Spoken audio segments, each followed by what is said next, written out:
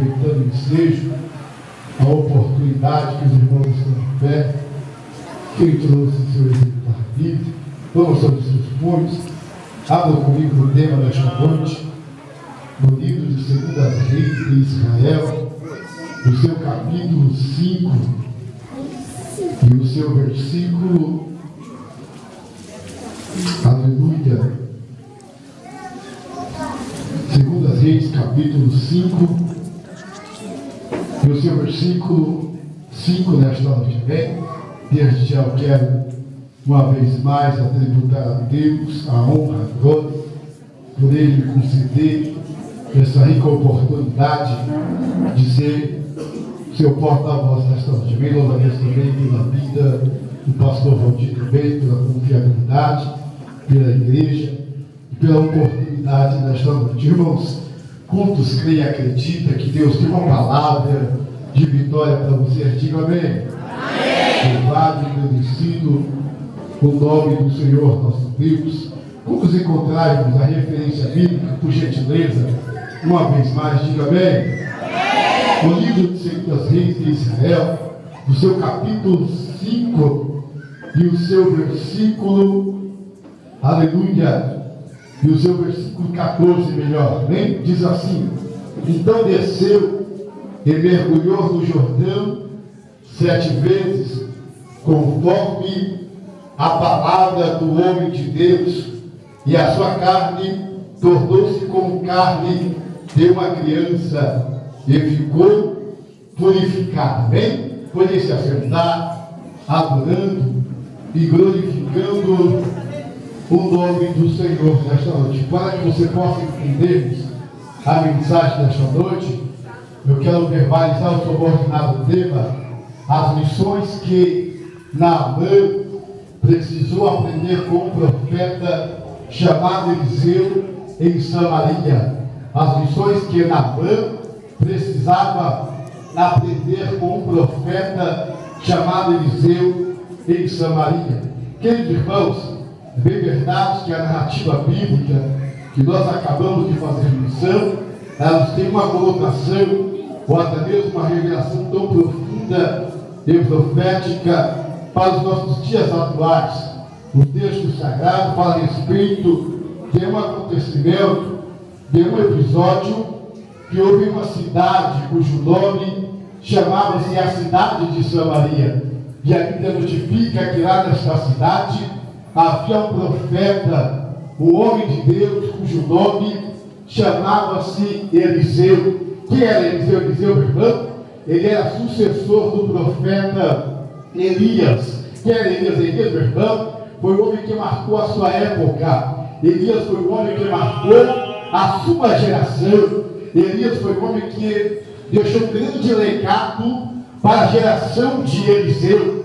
Haja vista que, segundo a luz da Bíblia Sagrada, meu irmão, Elias, ele foi um mentor espiritual deste profeta, cujo nome chamava-se Eliseu. A segunda história notifica que Eliseu, meu irmão, ele ficou de 10 a 11 anos aprendendo na escola de profeta aos pés de Elias. Elias, meu irmão, era o profeta que diante da nação de Israel deixou saudade, ao ponto que a nação notifica que Elias foi um profeta que deixou saudade. Elias, meu irmão, ele era uma inspiração para a geração do profeta Eliseu. E a Bíblia notifica que agora, este profeta, meu irmão, que me chama a atenção, é que a Bíblia notifica que 4 coisas que eram da vida deste profeta Elias, agora passou para o profeta Eliseu.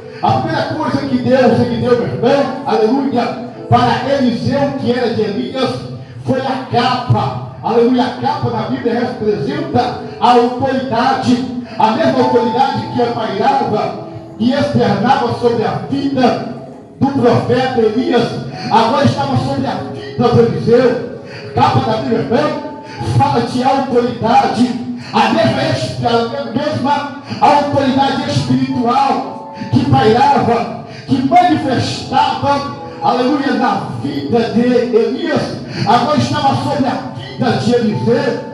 E graças a Deus, por causa desta autoridade, o nome do Senhor foi glorificado. A segunda coisa que havia sobre a vida de Elias, que Deus deu para Eliseu, aleluia, foi a escola de profeta. E o que me chama a atenção, meu irmão, que tendo Elias partido para o arrebatamento em uma carruagem no redemoinho, a Bíblia diz que agora, meu irmão, quem vai dar continuidade na escola de profeta vai ser o profeta Eliseu. E o que me chama a atenção que Eliseu, meu irmão, era o homem a qual ninguém dava nada, era o homem que trabalhava no pasto, era o homem que trabalhava cuidando de bois.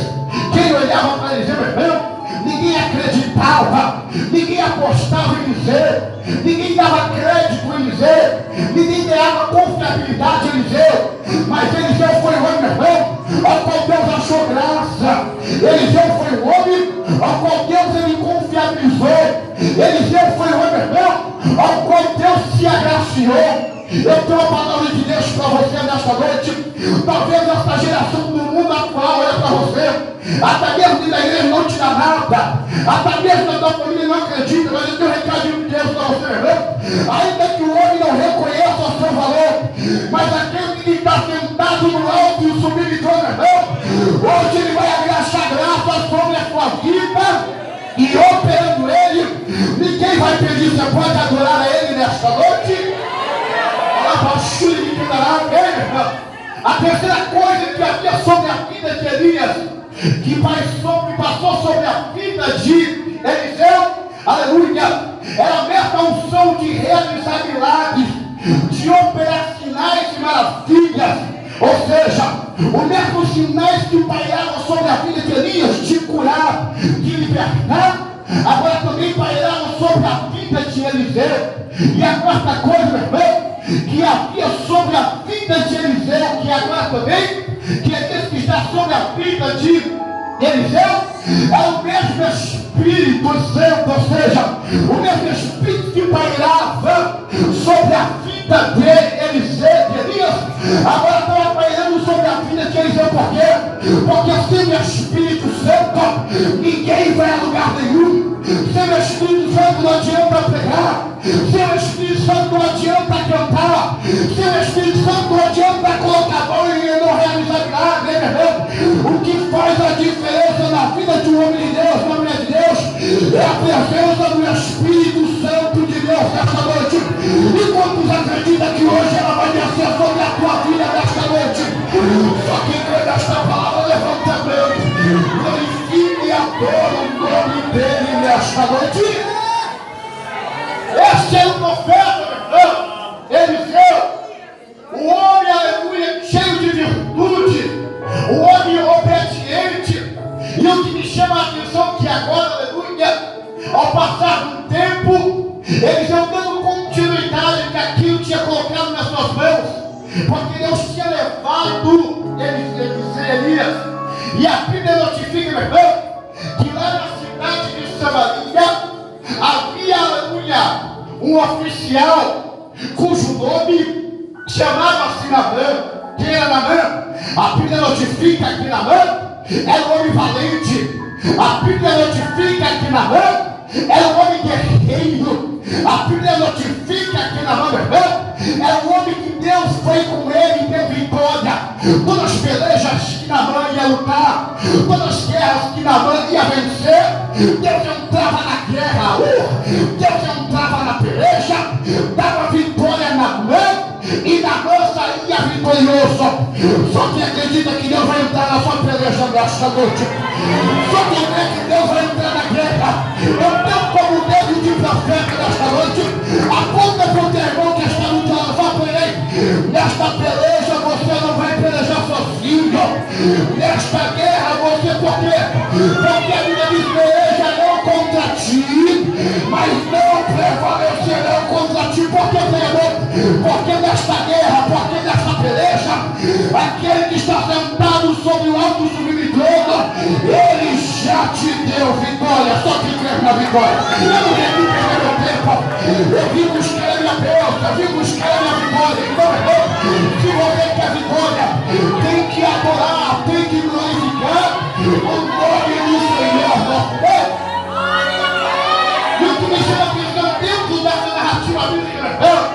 que Naamã, diante da cidade da Síria, era um homem aplaudido. Naamã, na rua onde ele passava, pela cidade da Síria, todo mundo ovacionava o nome de Naamã. O povo dizia: lá vai o guerreiro, lá vai o valente.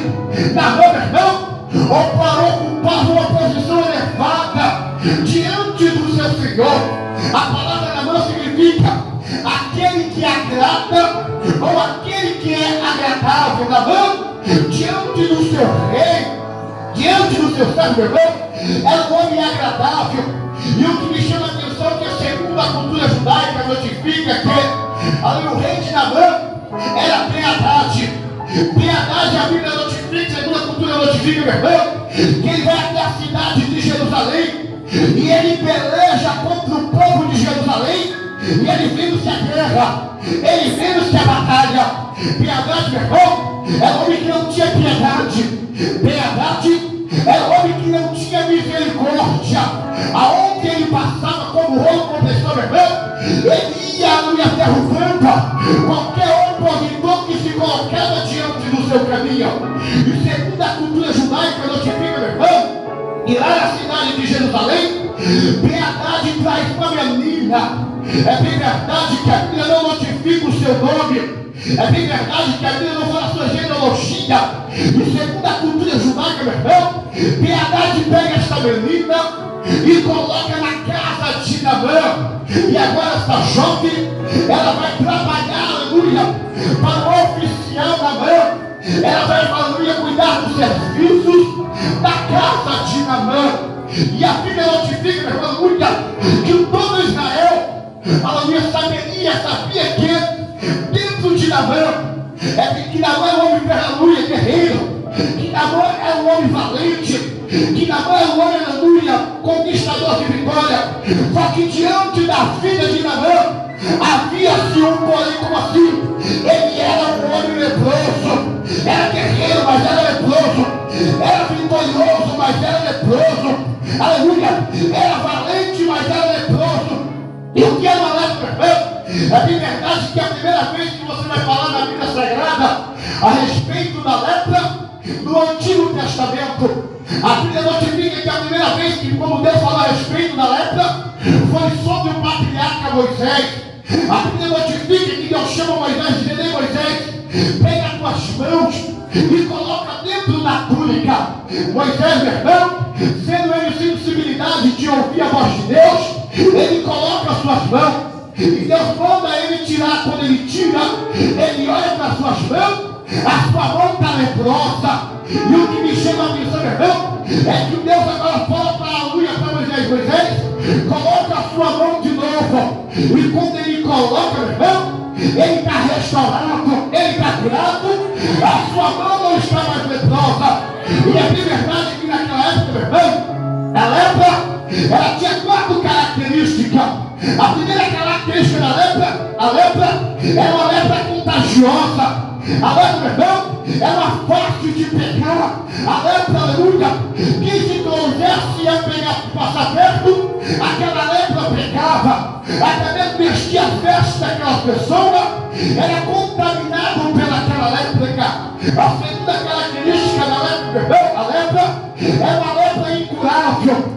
Não havia cura. É bem verdade nos dias de hoje, meu irmão, para a sociedade, para a medicina, não tem cura para o homem, mas para aquele que está sentado sobre o alto do trono, a Bíblia diz que nada é impossível para ele.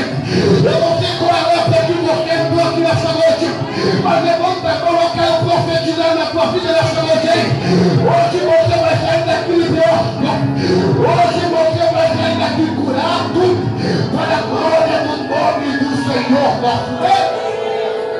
A terceira característica da lepra, meu irmão, a lepra era condenável por ser humano.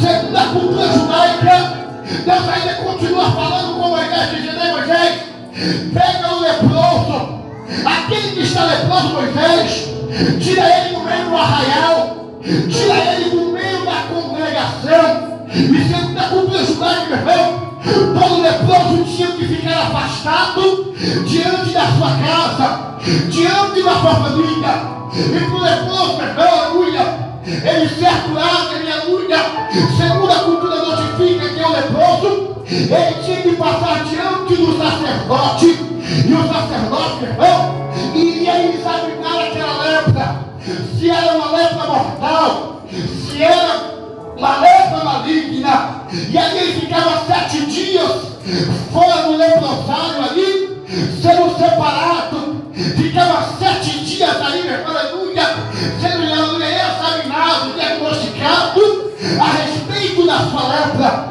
Se o sacerdote olhasse para ele, via que diante desses 7 dias ele estava curado, ele estava liberto, ele poderia regressar para sua casa, ele poderia regressar para sua família. E a Bíblia notifica, que a menina estava na casa de Nabão. Ela com uma oportunidade vai dizer: olha, oxalá que o meu Senhor, ele fosse em Samaria. Por quê? Porque lá tem um profeta, lá tem um homem de Deus, e ele o restauraria da sua lepra. E a Bíblia notifica, meu irmão, que porém essa notícia caiu diante de Nabão e diante do rei de Nabão.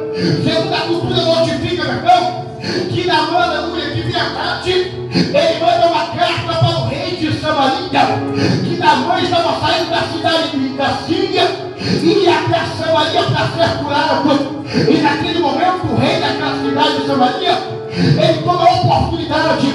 A Bíblia notifica que ele se indignou, ele se entristeceu, dizendo: ei, como pode trazer o homem diante da sua presença? Como pode eu curar o homem da sua lepra? Mas a Bíblia notifica que lá em Samaria havia um profeta, e Eliseu ficou sabendo da notícia, além que o rei ficou apavorado, que o rei ficou espantado, e ele chega diante do rei e diz: ei, rei, deixa ele vir a Samaria, deixa ele vir diante da cidade de Samaria. Por quê? Porque ele vai saber que diante da cidade de Samaria há profeta de Israel. E o que me chama a atenção, meu irmão, é que aonde tem profeta, eu estou falando de profeta, aonde tem profeta, Deus fala da tua igreja. Aonde tem profeta, o profeta de Deus, o milagre acontece. Aonde tem profeta, meu irmão, o nome do Senhor é glorificado. Por quê? Eu estou cansado dessa raça de demônio. Eu estou cansado, meu irmão, desse falso profeta, aleluia, subindo diante dos nossos altares, enganando a noiva, enganando a igreja, dizendo: ei, dá seu carro, dá sua casa, dá isso, ei. O que Deus quer da sua igreja, meu irmão, não é prata nem ouro. O que Deus quer é obediência, obediência. Eu devo você.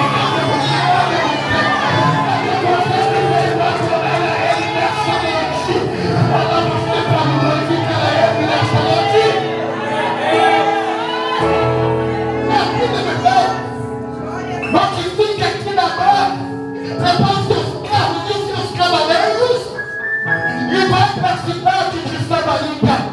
Quando ele chega na cidade de Samaria, a primeira missão que ele vai aprender com o profeta Eliseu, aleluia. Quando ele chega diante da cidade de Samaria, a Bíblia diz que Nabão chega diante de frente da casa de Eliseu. Eliseu, meu irmão, nem saiu para atender a Nabão. Eliseu nem saiu da onde estava para dar atenção a Nabão. Simplesmente ele mandou o seu mensageiro dizer: ei, falei o que ele quer, o que ele precisa. Está no Rio Jordão. Manda ele descer, manda ele se humilhar, manda ele mergulhar no Rio Jordão. Preste atenção, meu irmão. A primeira lição que Nabão ia aprender com Eliseu em Samaria para receber a sua cura espiritual é que na cidade de Samaria, meu irmão, não ia ser no querer da vontade dele, ia ser no querer da vontade de Deus. O que me chama a atenção é que a Bíblia diz que quando Eliseu falou para Nabão e diante do Rio Jordão mergulhar, descer, ele ficou indignado. Ele, irmão, aleluia, ficou indignado, dizendo: como poderia eu, comandante do exército do rei da Síria, mergulhar naquela água, descer naquelas águas barrentas? Não poderia virar as águas de Damasco, hein, meu irmão? Preste atenção no que eu vou dizer, aleluia. Na cidade de Samaria, na casa de Deus para te obedecer, não é a minha vontade que vai prevalecer, é a vontade de Deus sobre a tua vida. Porque a Bíblia notifica que os planos é do coração do homem, mas o que prevalece é a vontade de Deus. Levanta a mão como profeta, levanta a mão como a ponta para o teu irmão, fala para o teu irmão, fala para ele que não seja a sua vontade, mas que seja a vontade de Deus. Porque a Bíblia diz que a vontade de Deus ela é boa, ela é agradável e ela é perfeita. Quantos acreditam que a vontade de Deus vai prevalecer sobre a tua vida? Quantos acreditam? O que vai acontecer com a tua vontade? Porque a vontade do homem é uma vontade limitada, mas a vontade de Deus é eterna, para a glória do nome de Deus Todo-Poderoso. Cadê você que veio adorar? Cadê você que veio glorificar? Pega a mão do irmão, você vai profetizar. Fala para ele, que não seja a tua vontade, mas que seja a vontade do Deus Todo-Poderoso. Porque se for a vontade de Deus, meu irmão, você não vai tomar decisão precipitada. Se for a vontade de Deus, você não vai andar nem para a direita nem para a esquerda, mas você vai fazer a vontade do Todo-Poderoso.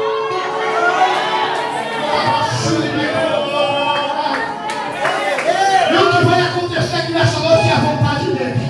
Só quem está comigo, levanta a mão para adorar. Só quem acredita nessa palavra, levanta a mão para glorificar. A Bíblia diz que o homem faz plena, que o homem faz procheta, mas quem vai determinar quem ele vai ser é o Deus Todo-Poderoso. O homem estuda para ser advogado, o homem estuda para ser doutor, mas quando Deus acha graça nele, ele pode até estudar para ser doutor, para ser advogado, mas ele vai ser um profeta na minha casa, ele vai ser um pastor na minha obra, ele vai ser uma profetisa. Eu quero profetizar na tua vida, meu irmão. Se você deixar a vontade de Deus sobre a tua vida, a glória da segunda casa da tua vida será maior do que a da primeira.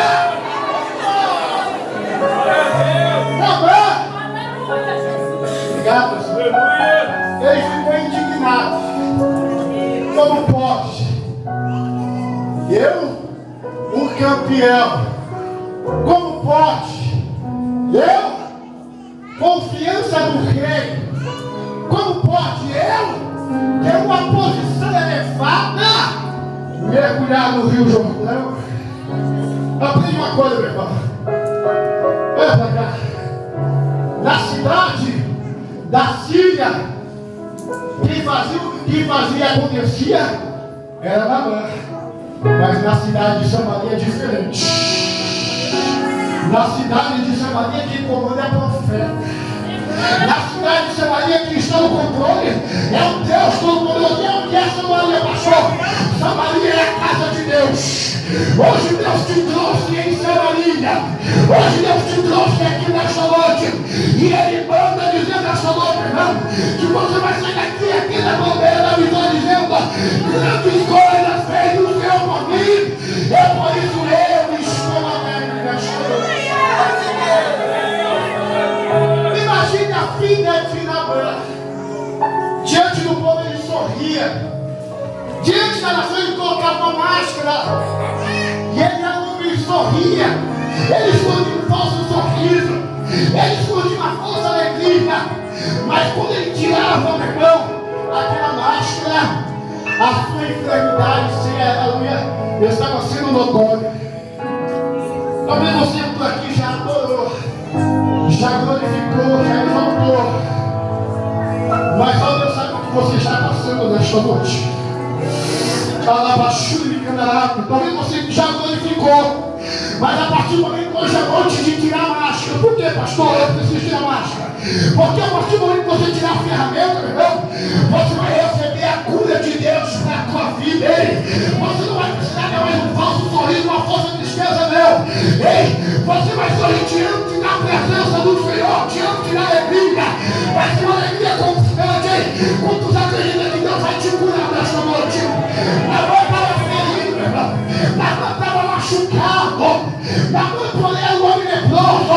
Mas quando ele veio para a cidade de Samaria, quando Nabal voltou para a sua cidade, ele já não era mais a mesma pessoa. Está preparado para a mudança nesta noite, meu irmão? Está preparado para Deus mudar a sua história nesta noite? Está preparado para Deus, aleluia, mudar a tua casa nesta noite? Está preparado para Deus entrar na tua vida nesta noite? Quantos precisam de uma mudança? Quantos precisam de uma mudança? Levanta a mão do teu irmão. Levanta a mão do teu irmão. Hoje Deus tem palavra de vitória. Só do teu irmão profetiza. Porque a palavra do profeta tem poder profetizar com ele. Hoje Deus vai curar a tua vida espiritual. Hoje tem cura na tua casa. Hoje tem cura para a tua alma. Hoje tem cura para o teu ministério. Hoje Deus vai curar. Talvez você entrou aqui não por aleluia, enfermo fisicamente, mas a tua alma está doente espiritual. E o dono da cura chamado Jesus está aqui nesta noite para curar a tua enfermidade nesta noite. Quantos vem receber o milagre nesta noite? Quantos vem receber a cura nesta noite? Alaba, era uma lepra incurável. Não tinha cura para a lepra. Mas a única, aleluia, eu creio que a medicina já tinha desenganado na mão. Mas o que me chama a atenção, meu irmão, é a segunda lição. Mesmo que a medicina olhasse para ela e dizer não tem cura, não tem mais jeito, sabe o que Nabal fez? Mesmo ele não querendo mergulhar, não sendo da vontade dele, a segunda lição que Nabal aprendeu com Eliseu, meu irmão, foi que ele acreditou na palavra do homem de Deus. E o que faz a diferença na minha e na sua vida, meu irmão, é o poder da palavra. É a palavra que transforma, é a palavra que liberta, é a palavra